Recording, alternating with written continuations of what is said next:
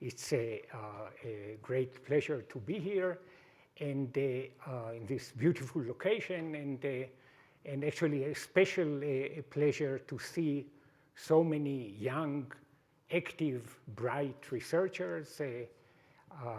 You probably know that the main factor in determining the future of a mathematical discipline is the level of the young generation. And in this respect, we really can say that discrete mathematics has definitely a bright future. You probably also know that the definition of young keeps changing. And for me, usually, recently I noticed that most people I see are very young. But still, I think that even objectively, there are many bright young people here. Now, I'll talk about graph codes, and I should apologize for some of you that heard me give some version of this lecture, but hopefully there will be something new for everybody. And in fact, even if you heard me, I think you never heard me from so far away. So definitely this will be a new experience. Okay, so let me tell you something about graph codes.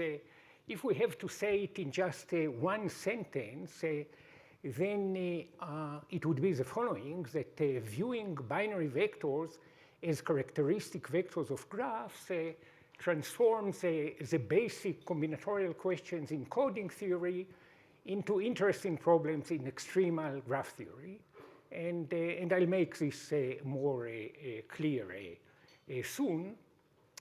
Now, there were quite some early papers on the subject, maybe from 50 years ago, but the systematic study started only a few years ago, and still since then there have been quite a lot of activity about this, and I'll try to tell you about some of it and about problems, results, and methods. And maybe we started this systematic study in this joint paper with Anna Gugiser from Budapest, Janusz Korner from Rome, Alexa Milujevich from ETH Zurich, and Gabor Shimoni from Budapest, that unfortunately I just learned that he passed away recently. But, okay, so here is let me start with some relevant definitions. So I want to define what I mean by an F-code. So here are some definitions. We define the sum modulo 2, or just the sum of two graphs G1 and G2 on the same set of vertices. This will be, again, a graph on the same set of vertices, which I'll denote by the integers from 1 up to n. And the set of edges of this sum is just a symmetric difference of the two sets of edges. So all the edges that belong to exactly one of the two graphs, G1 and G2. Therefore, if you identify a graph with the characteristic vector of its edge set, so just a vector of length n choose 2, then the sum will be the sum modulo 2 of these two vectors. Okay? And suppose that we have some family of graphs F on this set of vertices, and this is closed under isomorphism. Then I want to call an F-code, this is a collection of graphs, so that the sum, always the sum modulo 2, of every two of them belongs to the family F. And as is usually the case in coding theory, the interesting combinatorial question is how big such a code can be. So I'll denote by M and F the maximum possible cardinality of an F code consisting of graphs on the set of vertices n. So you see, if F consists of just all the graphs with at least d edges, then this will be the usual notion of an error-correcting code of length, binary error-correcting code of length n choose 2 and minimum distance d. But of course, we will be more interested in the case where F is a more natural family of graphs.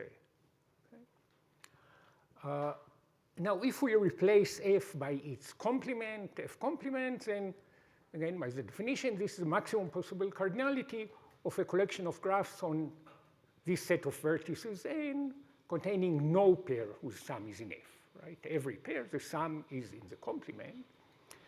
And let me state already at the beginning a possible conjecture.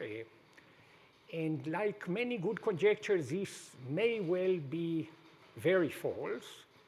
But still, I want to call it a conjecture and not a question, unlike what Raiko did the other day. So I'm trying to be bolder here. And this would be the possible conjecture is that for any finite family of graphs, this maximum possible cardinality of a collection of graphs on n-labeled vertices, so that the sum of every two does not belong to F, is little o of the total number of labeled graphs, namely we cannot have a constant fraction as n grows, if and only if F contains a graph with an even number of edges. Now, you see, if F does not contain such a graph, then of course we can take all the graphs with an even number of edges, and then every sum also has an even number of edges, and that would be okay, so that's not an interesting case. But if we have a graph with an even number of edges, we cannot do this. And an equivalent formulation of this conjecture is that for a family F consisting of just a single graph and all its isomorphic copies, then the maximum number of graphs on n-labeled vertices, so that no sum is this graph, a copy of this graph, is little o of 2 to the n choose 2, namely the density is little o of 1. And this is interesting even for some very special cases. And I wrote here one example. So suppose you take K4, so just a complete graph on 4 vertices. Is it true that whenever we have 1% of the graphs on n labeled vertices, then you must have 2 of them whose sum modulo 2 is a copy of K4? Here is a picture just to practice the definition and to focus on these problems that you can think about it during the lecture if you begin to be bored or you lose me. And also that's an opportunity to have some very ugly picture kind of demonstrating that I'm not using ChatGPT to produce my slides. So you see, is it true that whenever you have a constant fraction of all graphs on n-labeled vertices, you must have 2 that look like this, like the red graph G1 and the blue graph G2.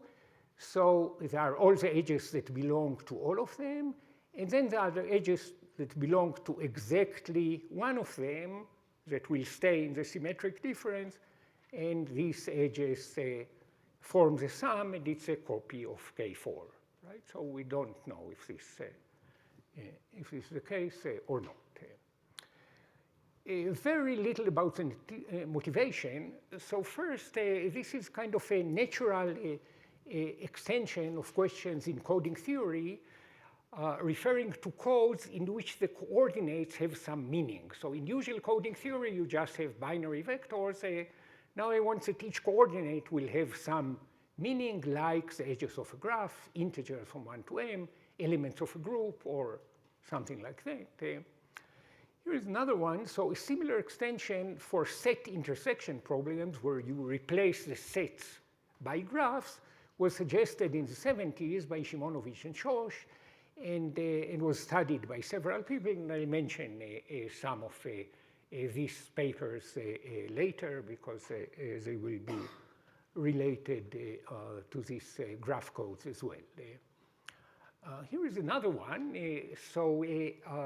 Tim Gowers has some pretty convincing explanation why the first interesting unknown case of what may be called the polynomial density Held-Jewett theorem, so like a problem in additive Ramsey theory, if you want, will be the following. So is the maximum possible density of a collection of graphs on n-labeled vertices that contain no two members whose sum is a clique, but also one of them is a subgraph of the other, so we have an extra requirement, is this maximum possible density little o of everything? So is it true that whenever we have a constant fraction of all graphs on n-labeled vertices, then you must have one graph and a subgraph of it, and the difference between them is just a clique? So this is so we have in additive Ramsey theory, one of the fundamental results is van der Waerden theorem. Then the density version is Semeredi's theorem. The polynomial version of Semeredi's theorem is Bergelson-Leibman theorem.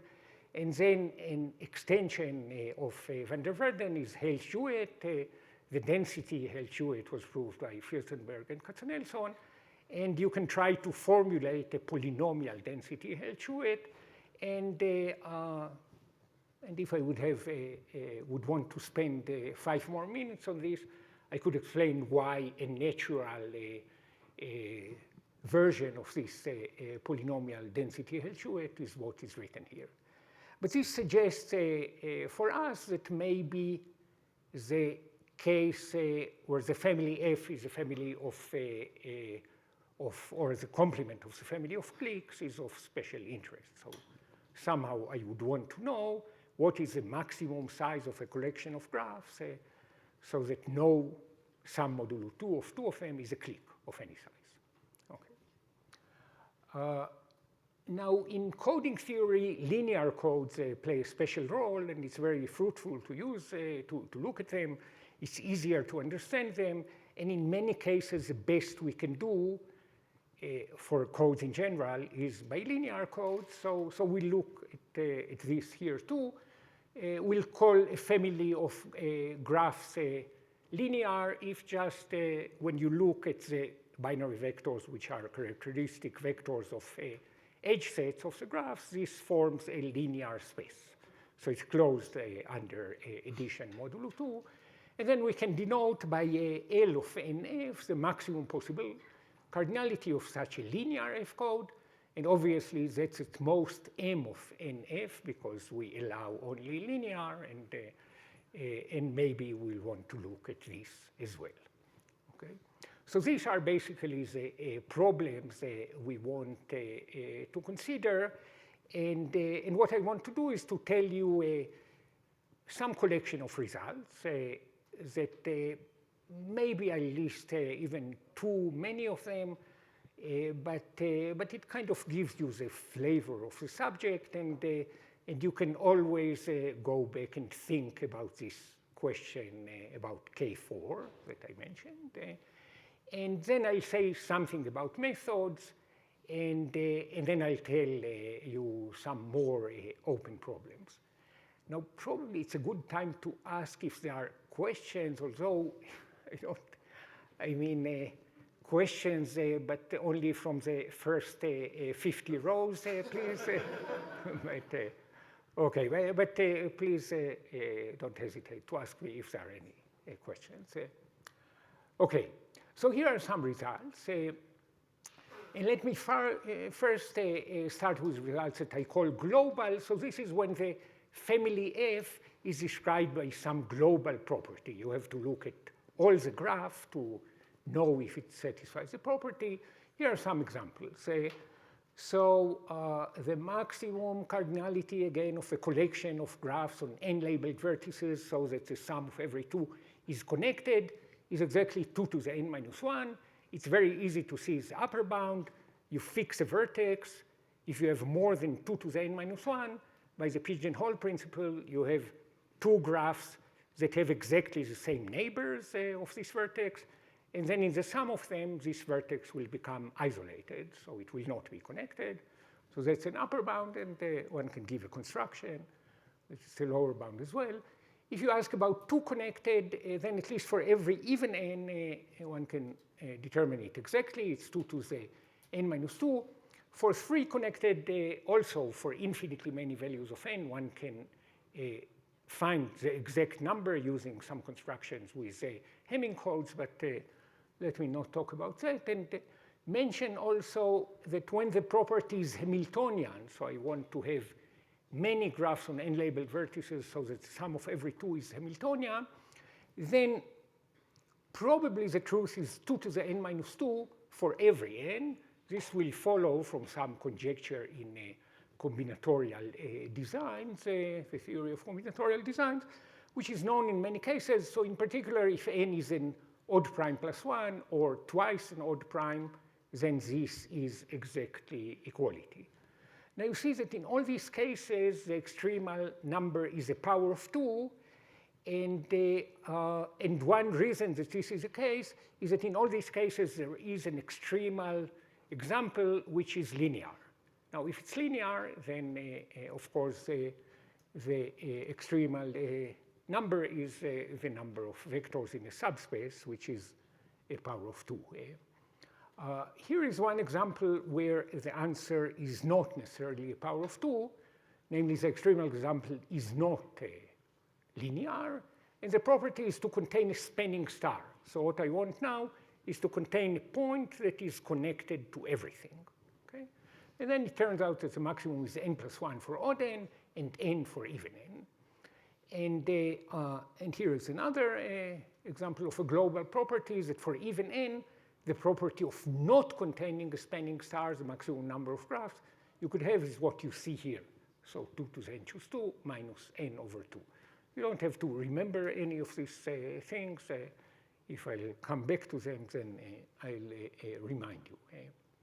Here are some local properties. So local properties, we can look only at a small part of the graph and know that it satisfies the property.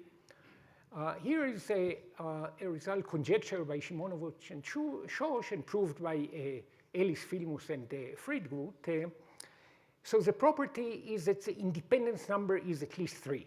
I want a collection of graphs on n-labeled vertices. The sum of every 2 has an independent set of size at least 3. What is an obvious construction? You take the vertices 1, 2, 3, say, and you insist that no pair of them is connected, right? So that this is an independent set. Let's take all the graphs in which this specific set is independent. Then also in the sum of all of them, it is independent. So that would give us 1/8 of everything.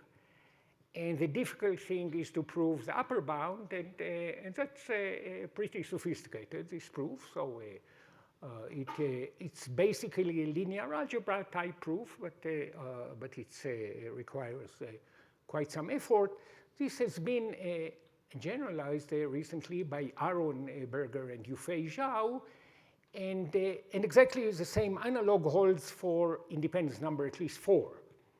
So you take 4 vertices, and you insist that the 6 edges among them are not there. They form an independent set. So this is a fraction of 1 over 2 to the 6, 1 over 64 of all the graphs. And they proved that this is tight.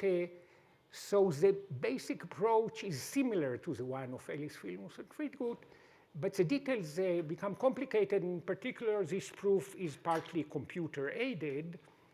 And maybe because of this, so kind of the obvious extension of this is an obvious conjecture that for whenever we replace 3 and 4 by any bigger numbers, and we do the same, but this is not known, so it somehow becomes more complicated. Here is another local property. So you fix a graph L, and let's say that its chromatic number is k, and what we want is in the property is to contain, so there are 2 properties here, either to contain a copy of L or to contain an induced copy of L, either just to contain it as a subgraph or as an induced subgraph. And asymptotically, so here we don't know the exact answer, but asymptotically the 2 behave in the same way. It's more difficult to prove it for the induced case. And it behaves like 2 raised to the power essentially 1 over k minus 1 times n choose 2, or n squared over 2. There is some nice extension of it by by Gao, Ma, and Wu, that even if you want to contain many vertex disjoint copies of it, but this many is still little orphans, then asymptotically this behaves the same. But if you want to contain many vertex disjoint copies and the many is linear in N, then it is different. We don't know what exactly it is, but at least it's different than what we see here. More about local properties.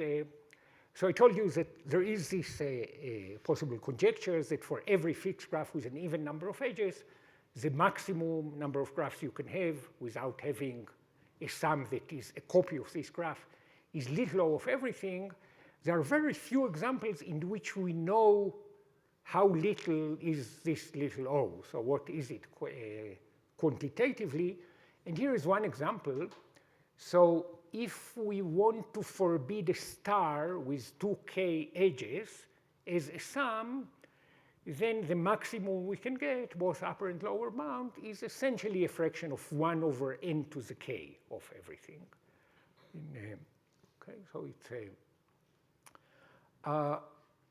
here is a result about forbidding cliques. So I told you that maybe because of this motivation of Gowers, the case of cliques is interesting. So here, if we look at the linear case, for nonlinear we don't know anything interesting, but if we look at the linear case, it can be determined exactly. So the maximum size of a linear graph code that contains no clique, right? In the linear case, it's the same to say that you contain no clique, or that the sum of every 2 is not a clique because it's closed under a sum. So the minimum is exactly 2 to the n choose 2 minus the floor of n over 2. So the minimum possible codimension of such a code is exactly n over 2. And maybe as I want to mention very briefly some connection to a Ramsey type problem, which is related to an older problem of Erdős and Jaifash. And I think it's interesting, but unfortunately I'll not talk about it much, but I'll just tell you the definition and give a list of people who worked on it recently. So let me call an edge coloring of a complete graph on n vertices even h-free. So h will be some fixed graph with an even number of edges, because otherwise it will not be interesting. And I want to call an edge coloring of the complete graph on n vertices even h-free if at least one color appears an odd number of times in any copy of h. So in particular, you are not allowed to have a monochromatic copy of h, because I said that h has an even number of edges, but it's... And then the question, or the parameter that I write here, is R of nh is the minimum possible number of colors in an even h-free edge coloring of Kn. What is the minimum number of colors so that you can guarantee not only that you will not have a monochromatic copy of H, but you will not even have a copy of H in which each color appears an even number of times. And it can be shown, and that's not too difficult, that for any H with an even number of edges, this minimum number of colors you can have is n raised to the power little o of 1, right? So it's less than n to the epsilon for any fixed epsilon, if n is big, if and only if the maximum density of a linear graph code, so that refers to linear graph codes containing no copy of H, is at least n to the minus little o of 1. So the density is more than 1 over a fixed power of n, if and only if the number of colors, the minimum number of colors, is n raised to the power a little o1. So there is some relation between the two that goes in both directions. And because of this, it looks interesting to study this Ramsey type question, and it looks difficult. But at least there are some results about it that are interesting, some nice constructions and some estimates. But as I said, I don't want to talk about it, but let me just state some the names of authors of some recent results of the subjects that most of them are in the last 2 years. Some are based on ideas from earlier papers, and I think that at least at least 4 of the names that appear here are people that are in this room, but it's possible.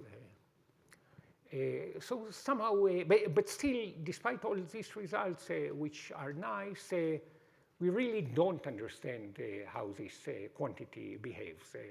So it looks an interesting Gramsci-type question, and as I said, it's closely related to an older question of Erdős and Jaifash, on which also there are quite a few results, but also it's fair to say that we don't really understand it. Finally, I want to mention this connectivity graph code, and it's motivated by this paper of Bai, Gao, Ma, and Wu, where they consider some special case of it. So now let me look at a family of subgraphs of some fixed graph G, which is not the complete graph anymore, so it's just some fixed graph. And I want to call it a connectivity graph code for G, if and only if the symmetric difference of any 2 members of the family is connected and spanning. It's kind of, you see, in usual coding theory, a code is good if the sum of every 2 distinct vectors is big, right? So it has a large Hamming weight. And it's kind of natural here to think about big as spanning and connected, maybe. So we want to understand this. Now here is a trivial remark that the size of any such code is at most 2 to the d, where d is the minimum degree of G. And this is by the same, so I told you before, the argument for the complete graph.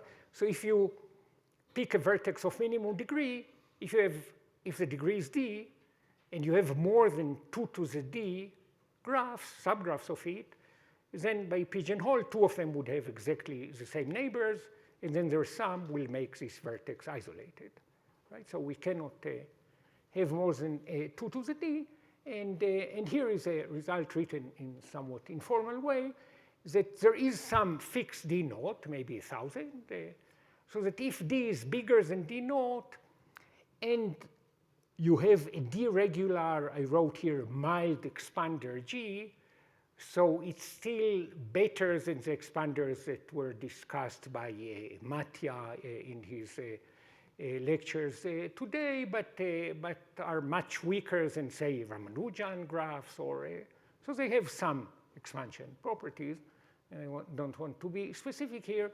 Then this contains a connectivity graph code of size 2 to the d, which is namely we can get this trivial upper bound as a lower bound as well. Okay? So this is what I wanted to mention about results, and I want to tell you something about proofs and about methods, and then I'll tell you something about more problems. Maybe. Okay.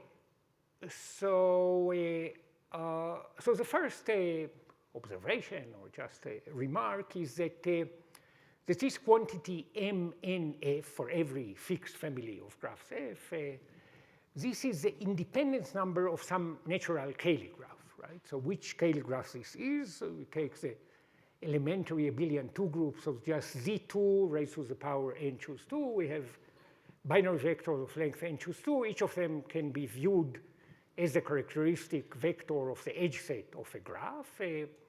So these are the vertices of our graph. And 2 are adjacent if and only if the sum of them does not belong to F, right? So this will be the graph. And then what we want, so we are not allowed, in an F code, we are not allowed to have two adjacent vertices or graphs. And therefore, an F code is exactly an independent set in this huge graph. And therefore, the independence number of this graph is the maximum cardinality, namely is M of n and F. And when we have Cayley graphs of abelian groups, then there is some simple formula for their eigenvalues in terms of character sums. And therefore, we can use spectral techniques sometimes to get bounds that sometimes are tight for their independence number. Now, also, the fact that it's a Cayley graph means that it is vertex transitive. And for vertex transitive graphs, there are some simple properties of the independence number. In particular, it's just a number of vertices divided by what's called the fractional chromatic number of the graph. And in particular, it can be upper bounded by giving any fixed family, well, of vertices of this huge graph. Namely, if you give me any fixed family of graphs, and you show that in this fixed family you cannot have more than 10% in an F graph code, then the same 10% will hold as an upper bound also for the big graph, just because of vertex transitivity. So you can shift things. And the same holds even with weights, but let's not worry about this. So it is. Now, other methods, and here I'm only saying the buzzwords, but it gives some impression of what kind of tools are relevant. So some other tools that appear in proofs here, well, there are some results from coding theory, so properties of BCH codes specifically. As I say, here I'm just listing it as buzzwords, so don't. There are some relevant results from the theory of combinatorial designs.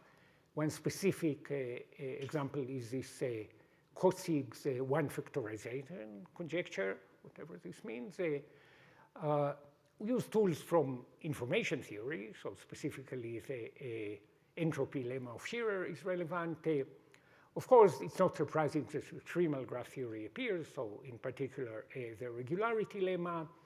There are some results from extremal finite set theory, specifically a result of Frankel and Furedi, results from number theory, classical results of the Chevalier warning theorem. I'll show you something about that. And then, of course, some probabilistic tools, and maybe I listed here the local lemma, but other examples as well. So I want to tell you briefly about one short proof.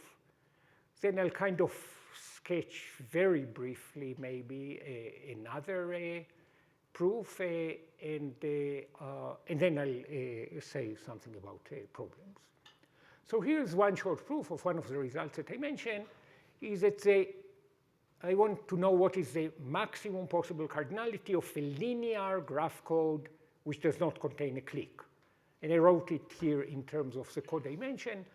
The minimum possible codimension of a linear space of graphs on n-labeled vertices, which contains no clique, is exactly the fractional, the floor of n over 2.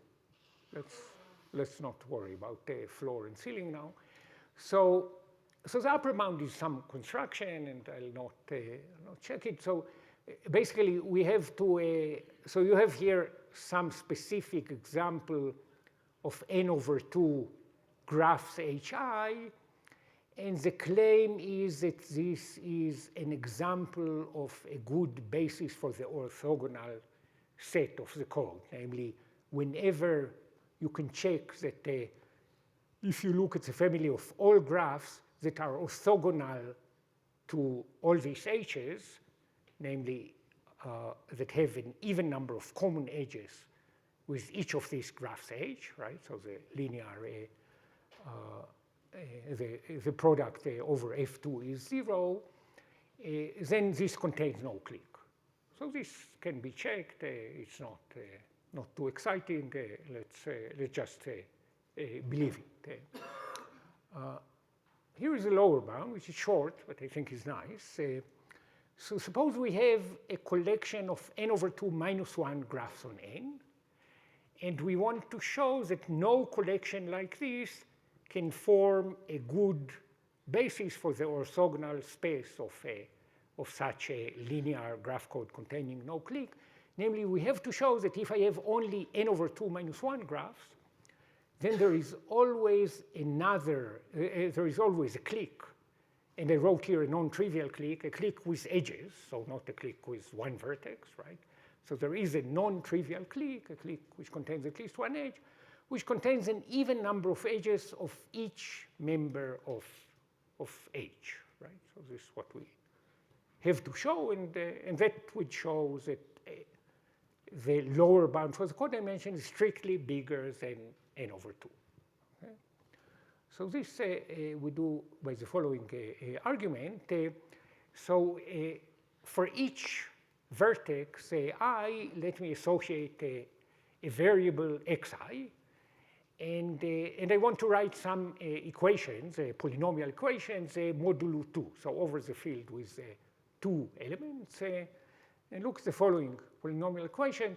So the first equation is the sum of xi is 0, and second equation is what you see here, that for each graph in our collection H, the graph A, we look at the sum of xi xj over all ij which are edges on A, and we want this to be 0.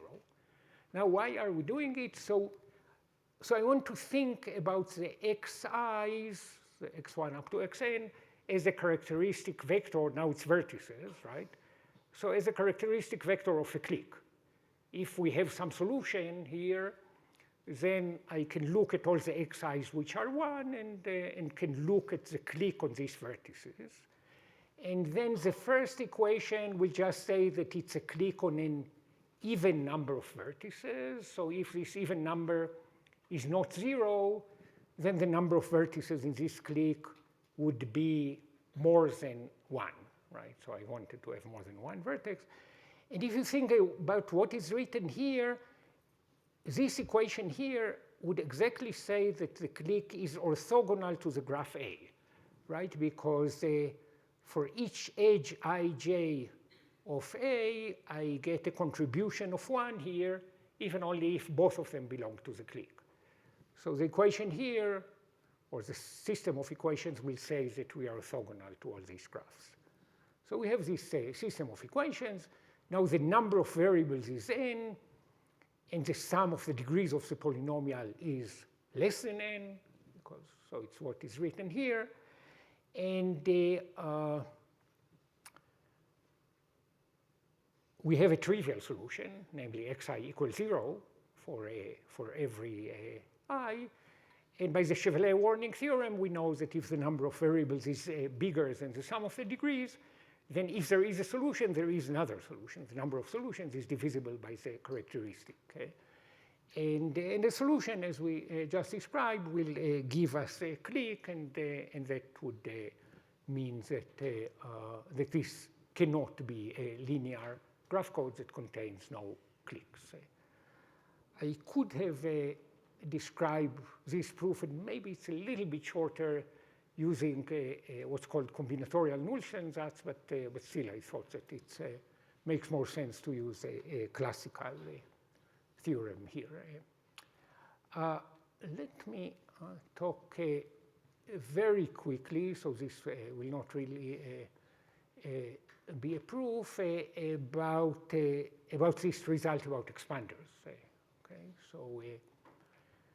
so there exists some absolute constant d naught, maybe 1,000, and try to optimize, so that for every d which is bigger than this, if we have a d regular mild expander, so it has enough expansion property, then there is a collection of 2 to the d subgraphs of it, so that the sum of every pair of them is spanning and connected.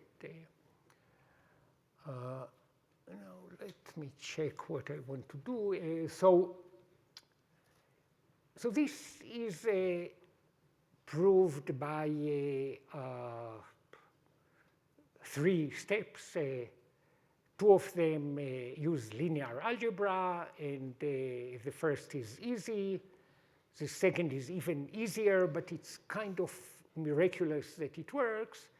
And then the third is more a probabilistic argument where you have to do some computation, and there is some work that has to be done. And in particular, this would give a linear such code. So, so I think that in the interest of time, I'll not say more than that. I think it's fair that if I would have like 15 minutes for that, then I would be able to give you the impression that if I would have had 30 more minutes, then you would have been able to follow. But it's let me just leave it like that. So it's some sort of a combination of linear algebra and probability and combinatorics maybe. Because so I don't want to show it because I want to have more time to talk about some open problems. So some I mentioned already, but I'll mention them again.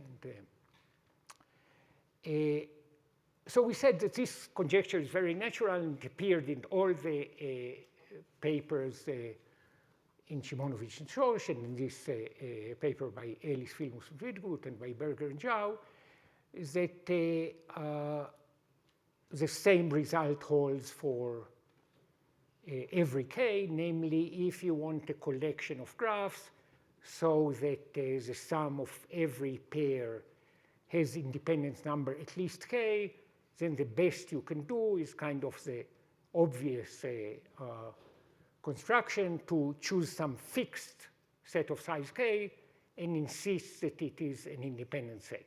So that would be a fraction of 1 over 2 to the k choose 2 of everything.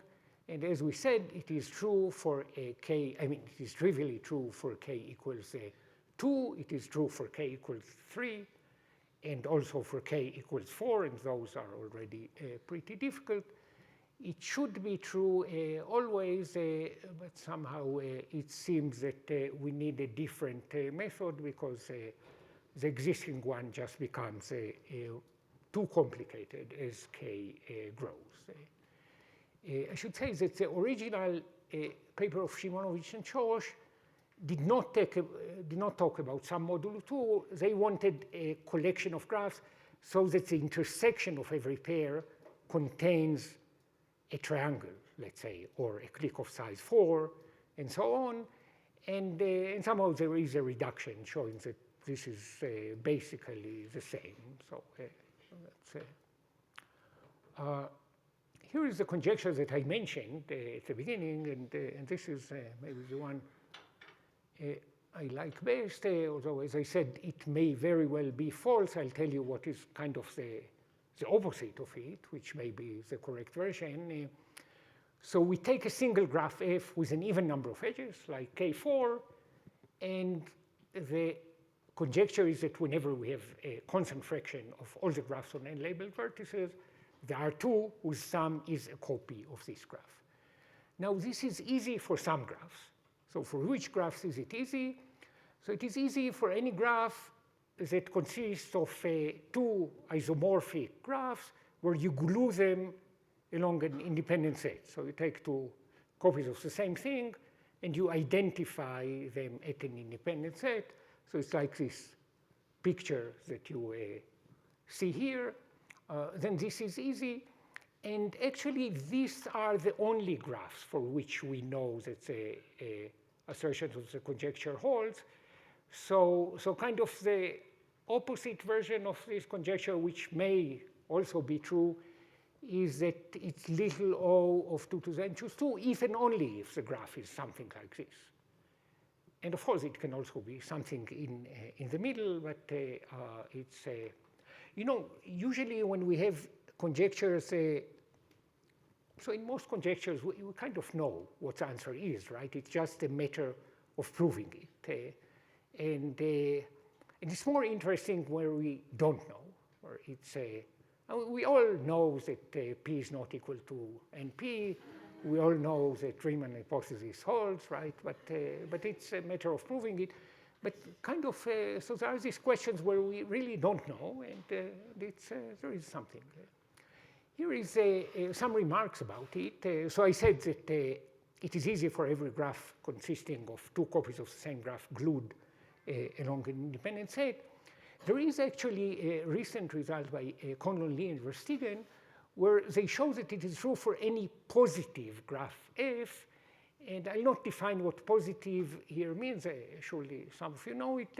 It basically says that it's a graph that the number of homomorphic, the total weight of homomorphic copies of it in any weighted graph is non-negative, whatever this means. So there is this definition of positive graph, but there is this positive graph conjecture that it's not clear how much people, I mean, it's also not clear if it's true or not, but basically it says that the graph is positive according to this conjecture, if and only if it consists of these two isomorphic copies glued along an independent set. So if the positive graph conjecture is true, then this does not really give us new examples, but yeah, I don't know. I mean, I think that in their paper, where they point of this connection, they try to speculate something about the fact that that other conjecture is true for every positive graph. What does it say about the positive graph conjecture? Is it now more likely or less likely to be true? I'm not sure, right? I mean, it's not clear if they say, but okay. Now, another remark is that for the linear version, it's pretty easy to see that this conjecture is true, that you cannot have so if you insist on a linear graph code, which does not contain some specific graph with an even number of edges, then an easy application of Ramsey will give you that that it's a little fraction of all graphs. It's a pretty weak estimate, and one can look at these quantitative aspects of these, and there are some results about that.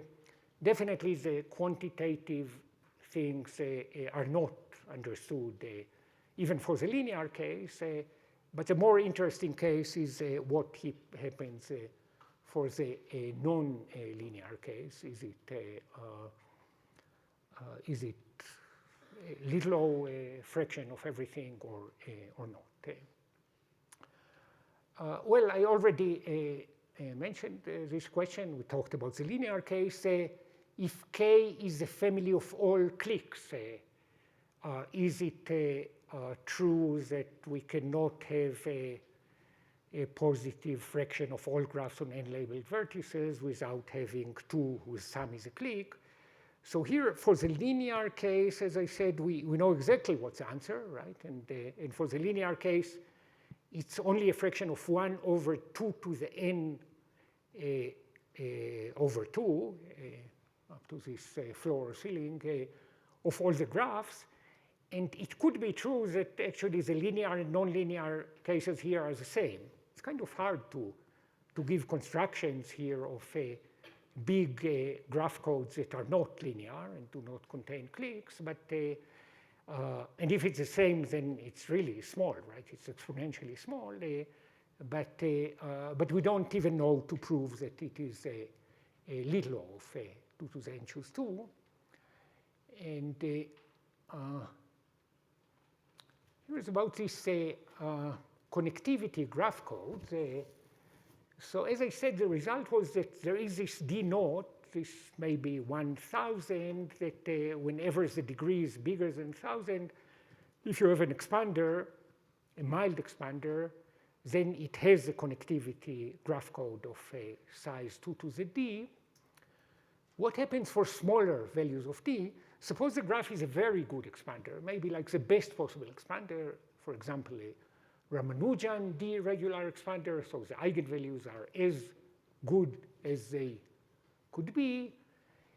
does it admit a connectivity code of size 2 to the d for every d starting from 4? So, so of course, for d that is big, it would. It's a good enough expander, and it would have a. And one can try to push the proof that we know and get d naught to be smaller for such good expanders. So maybe it will go down to 100 or something, but not all the way down to 4. And I should say that for large cubic graphs, independent of how good expanders are, independent of their properties, then they cannot have a connectivity code of size 2 cube. They cannot have more than 4. So this follows from the Plotkin bound in coding theory. It's and large here means, I think, more than 7 vertices or something.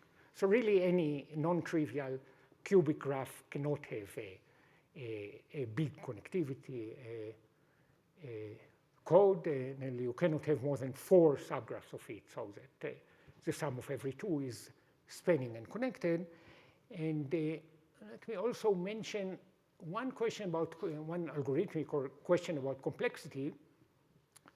So actually, there are many algorithmic questions that you can ask here.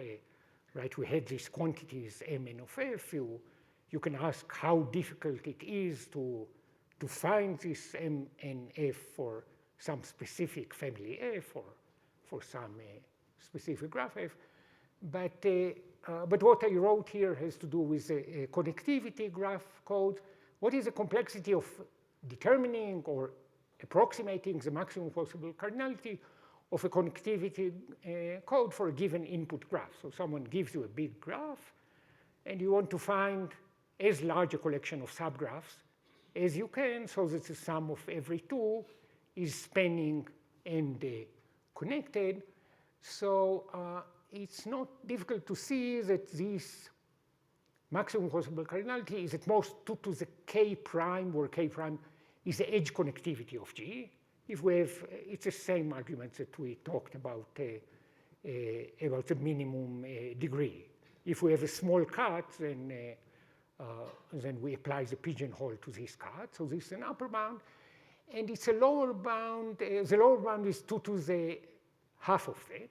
So we have, and this is basically by Nash-Williams or Edmonds matroid packing theorem. If you know the edge connectivity, you have many pairwise edge disjoint trees, and you can use them to get a graph code. But maybe you want a better estimate, and at least for a similarly sounding problem, it's not difficult to show that it's NP hard. So some questions here are hard. The ones that I wrote here is suppose that I want a maximum cardinality of a collection of subgraphs of G, so that sum of any 2 has minimum degree at least 2. So this one is NP hard, even for cubic input graphs. Okay, so some of these questions, and maybe it's not so surprising, they are difficult computationally. So one of the many things I learned from the lecture of my distinguished friend Janusz Pach on Friday is that we have to finish with an inspiring quote. So I was hesitating between Albert Einstein and Dr. Seuss, and finally I chose Paul Erdős. So here is, so you know, he wrote lots of open problems papers, and probably the best or the most highly cited one is one that he wrote for the inaugural issue of Combinatorica. It's called On the Combinatorial Problems Which I Would Most Like to See Solved. And actually, he writes in the beginning, so he was asked to write about open problems in combinatorics in general, but he wanted to be modest, so he said that he prefers not to be so pretentious, and he would only write on the combinatorial problems that he would like to see solved, which of course are basically all the combinatorial problems. But anyway, and he wrote the following, which I think is very true, that the subject needs challenging, unsolved, not quite hopeless problems to keep alive.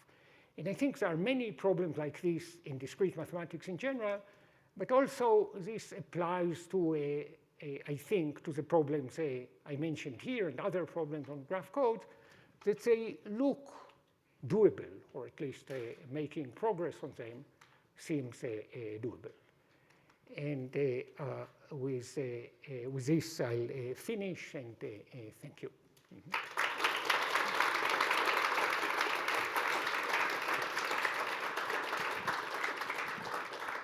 Thank you very much, Noga. Lovely talk. So, questions?